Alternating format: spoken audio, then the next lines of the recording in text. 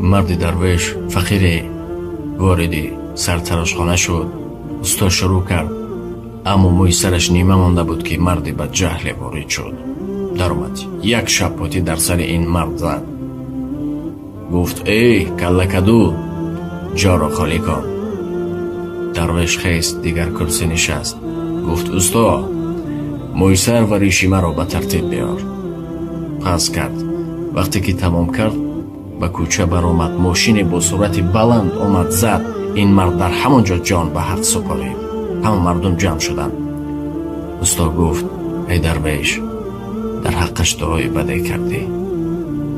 درویش گفت والله من قهر نکرده بودم و حتی حقم رو بخشیده بودم، اما کلکدو هم صاحب دارد. قهر صاحبی کلکدو هم.